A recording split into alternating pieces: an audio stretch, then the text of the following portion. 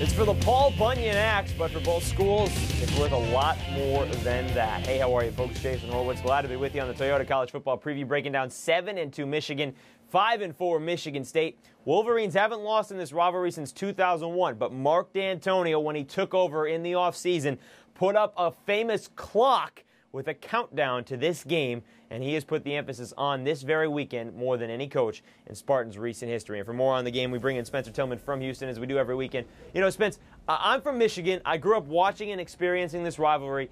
Truthfully, it hasn't seemed as important to Michigan fans of late because there hasn't been a reason to take Michigan State as seriously, that and the fact that they've been losing to Ohio State. But this time around, it seems a little bit different, even though the Spartans have lost 4 or 5.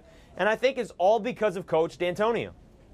Well, that's part of the equation, but you also got to take them seriously because they're putting up a lot of yards. They lead the Big Ten, 435 yards per game. That's strong. Javon Ringer, their running back, has been outstanding as well. So when you combine those two with a good coach and a decent quarterback that can manage a system, you better respect them. So, yeah, they're doing some good things. Well, let's get into Ringer. It's the 100th meeting between the two, and there's a trend in this series. The team that has rushed for the most yards in the game the last 37 years, 35 times that team has won. Mike Hart is banged up, so would you give the advantage to MSU's backs?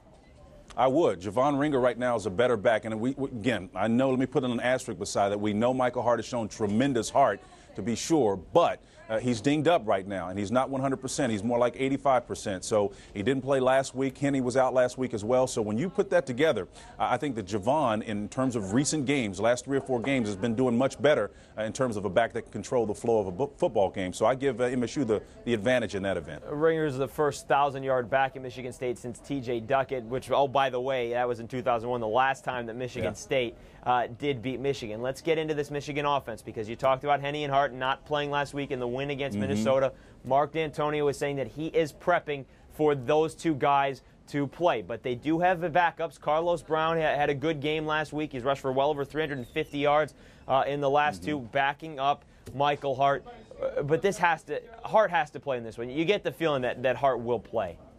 Hart and Henne will start, and they will play, and they will finish this ball game, provided they hold up physically. This is too big of a game for them, and what to me has been a kind of a tremendous reclamation project. We had Lloyd Carr dead and buried about 6 weeks ago, okay? This guy has run off 7 straight victories with the help of his 2 stars on the offensive side of the ball, and all of a sudden I'm speaking of him in terms of the coach of the year, along with a couple of guys out west and one out east. So I think that right now this Michigan ball club is in a very unique position. They're vulnerable because they've got injuries at quarterback, 2 mission-critical positions in running back, but they're sitting pretty right now. They do have 2 very good wide receivers there on the outside, in Manningham and Arrington, if things go awry up the middle. So we'll see if that works out as well. Spence, there's going to be a lot of emotion, a lot of energy in East Lansing. The players have been saying that all week. Nobody's put up the bulletin board material.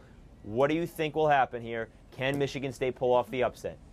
I think Michigan State can pull off the upset, and I think they will pull off the upset. And again, we'll start the conversation again about whether or not Lloyd Carr will be there next year. I know that there are a lot of people out there who, wink, wink, believe that he has the trust of his players and all, but he could be moving on after that. So I look for the upset this week. That wasn't a little shot at me there, was it? Give me the No, who knew? We will see you on Saturday. We'll watch the game together, and I'll wink at you every time, all right? All right, Jason, we'll see you, my man. Folks, the Spartans have only won 2 of the last 11 against Michigan, but both of those were in East Lansing and close games. The 2 victories by a combined 5 points. We'll see if the Spartans can pull off Spencer's upset and become bowl eligible with a win Saturday afternoon at 3:30 p.m. Eastern. For more on this game or any other, be sure to stay with CBSSports.com. Watch everything else on the CBS Audience Network. For Spencer Tillman, I'm Jason Horowitz. Take care.